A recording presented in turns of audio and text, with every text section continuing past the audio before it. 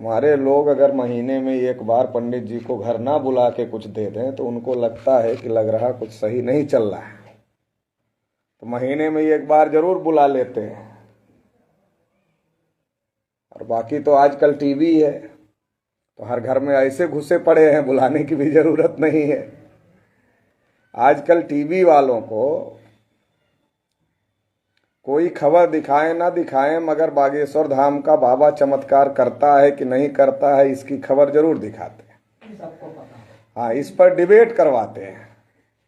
मैं तो आज तक ये नहीं समझ पाया कि ये डिबेट करने का कोई चमत्कार विषय है। अरे चमत्कार हो जाए तो सबको पता चल जाएगा। हमारे बहुत सारे लोगों के पास घास फूस के मकान है, पक्का मकान नहीं है। वो मान लो रात में सो गए घास फूस के मकान में और सुबह उठे तो 3 मंजिला बन के तैयार है, ऊपर के छत पर टहल रहे हैं, तो ऐसे ही पता चल जाएगा कि चमत्कार हो गया। तो इस पर होता है नहीं होता है टीवी पर बहस करने की क्या जरूरत, मगर करवाई जा रही है तो जानबूझकर क्यों करवाई। इससे दोनों प्रकार के लोग उस बहस में फंस जा रहे हैं। जो इसको मानता है चमत्कार होता है वो भी देख रहा है उसको, जो नहीं होता वो भी देख रहा है कि कैसे बता रहे हैं होता है और कैसे बता रहे हैं नहीं होता है, तो वो भी फंस गया, वो भी फंस गया। अब जब दोनों प्रकार के लोग फंस गए तो जाति जनगणना का मुद्दा कौन उठाएगा? संख्या के अनुपात में ओबीसी को हक अधिकार मिलना चाहिए, इसका मुद्दा कौन उठाएगा? सबको एक समान शिक्षा मिलना चाहिए, ये मुद्दा कौन उठाएगा? किसानों को उनकी फसल की कीमत मिलनी चाहिए, ये मुद्दा कौन उठाएगा? जो पढ़ा लिखा हो गया है उसको नौकरी मिलनी चाहिए, रोजगार मिलना चाहिए, मुद्दा कौन उठाएगा? ये सारा मुद्दा तो गायब हो गया। चौराहे पर बैठेगा तो टीवी देखकर यही चर्चा करेगा चमत्कार होता है कि नहीं होता है। तो देश की जो मीडिया है वो देश की मीडिया बहुत ज्यादा गलत काम देश में कर रही है। अगर ये कहा जाए कि देश की मेन स्ट्रीम मीडिया देशद्रोह का काम कर रही है तो ये कोई गलत नहीं है, क्योंकि जनता के मौलिक मुद्दों को दिखाने के बजाय जनता को गुमराह करने वाले मुद्दे देश की मीडिया के द्वारा दिखाया जाए। खबरें चलती है पाकिस्तान की, खबरें चलती हैं बांग्लादेश की, खबरें चलती हैं श्रीलंका की, अमेरिका की क्यों नहीं चलती? जापान की क्यों नहीं चलती? जर्मनी की क्यों नहीं चलती? चलो तुमको विदेश की खबरें चलाने का बहुत शौक है, तो अमेरिका में पढ़ाई का सिस्टम क्या है? अमेरिका में हॉस्पिटल का सिस्टम क्या है? अमेरिका में रोजगार का सिस्टम क्या है? अमेरिका में लोगों के पास घर हो इसका क्या सिस्टम है? यही खबर चलाओ। अरे मान लो हमारा लड़का हाई स्कूल फेल हो गया और हमने पड़ोस में देखा कि किसी का लड़का कक्षा 8 फेल हो गया, तो हम खुश ही हो जाएंगे ना कि हमारा तो कम से कम हाई स्कूल तक पहुंच गया, ये तो कक्षा 8 ही फेल है। तो जब अपने से कमजोर को तुलना किया जाएगा तो हमेशा विकास रुक जाएगा, डेवलपमेंट रुक जाएगा।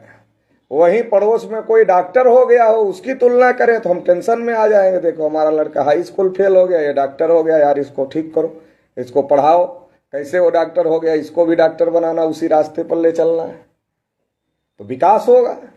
लेकिन जब अपने से नीचे दर्जे वाले से हम तुलना करेंगे, हमारे सामने भारत जैसे देश के सामने पाकिस्तान की, बांग्लादेश की, श्रीलंका की क्या औकात है?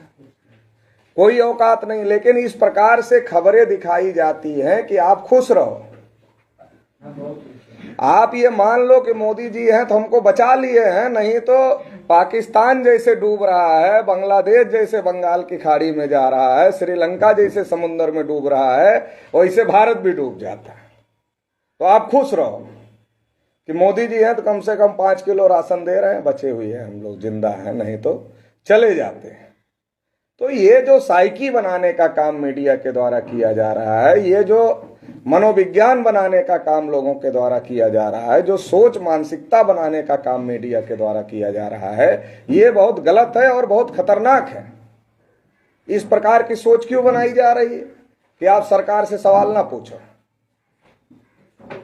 आप सरकार से सवाल ना पूछो, आप महंगाई से परेशान हो, बेरोजगारी से परेशान हो, आर्थिक नीतियों से परेशान हो, एजुकेशन नहीं मिल रही उससे परेशान हो, अच्छे अस्पताल नहीं है, उससे परेशान हो, आप ये सवाल सरकार से ना पूछो।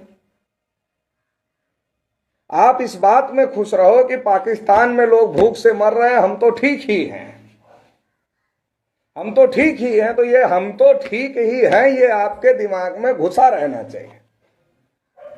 जब हम तो ठीक ही हैं ये घुसा रहेगा तो आप सरकार से सवाल नहीं पूछोगे, देश की जनता सरकार से सवाल नहीं पूछेगी, और जब सरकार से सवाल नहीं पूछेगी तो सरकार का समर्थक बनी रहेगी। तो ये बहुत बड़ा हथकंडा देश में मीडिया के द्वारा चलाया जा रहा है। जो मेन इशू है उसको डाइवर्ट किया जा रहा है, उसको हटाया जा रहा है। कभी 3 तलाक का मुद्दा चला दिया जाता है, कभी 370 का मुद्दा चला दिया जाता है, कभी हिजाब का मुद्दा चला दिया जाता है, आजकल यूनिफॉर्म सिविल कोड का मुद्दा चलाया जाता है। अच्छा चलो, यूनिफॉर्म सिविल कोड करना है, आप जो करना चाहते हो उस पर विवाद है, लोग नहीं चाहते, लेकिन आप यूनिफॉर्म करना चाहते हो ना, तो पहले जहां विवाद नहीं है उसको यूनिफॉर्म करो ना। विवाद कहाँ नहीं है। अगर आप ये घोषित करो कि चाहे राष्ट्रपति की संतान हो, चाहे किसान मजदूर की संतान हो, सबको एक प्रकार की शिक्षा मिलेगी, यूनिफॉर्म करें, सबको एक बराबर शिक्षा, कौन इसका विरोध कर रहा है? इससे तो पूरे देश को फायदा हो जाए। मगर आप इसके ऊपर चर्चा नहीं करते, क्योंकि इससे तो देश के नागरिकों को फायदा हो जाएगा। अगर आप ये तय करो कि गरीब हो चाहे अमीर हो, सबके लिए एक जैसा अस्पताल होगा, एक जैसी चिकित्सा होगी, ये आप बराबर करो, जिस पर कोई विवाद नहीं, जिस पर सबको फायदा है। मगर आपको जनता के हित में इंटरेस्ट नहीं है, आपको तो इस बात में इंटरेस्ट है कि हिंदू मुसलमान कैसे होगा और कैसे हमारा वोट ध्रुवीकरण से हमको मिलेगा। आपको इस बात की फिक्र है, जनता के भले से फिक्र नहीं। देखो, किसानों के बारे में कानून बनाया, कहा बहुत अच्छा है, किसान कह रहे बहुत खराब है। मुसलमानों का कहा 3 तलाक बहुत अच्छा है, मुसलमान कह रहे हैं बहुत खराब है। मतलब तुम जिसके बारे में कानून बना रहे हो उससे ही कोई राय मशवरा नहीं कर रहे हो और बनाते जा रहे हो। जब 370 हटाने का मामला चल रहा था तो इस तरीके से मीडिया ने प्रचार किया कि जैसे अब यहां जिसके पास जमीन नहीं है उसको भी कश्मीर में जमीन मिल जाएगी। हमने कुछ लोग बहुत खुश हो रहे थे, उछल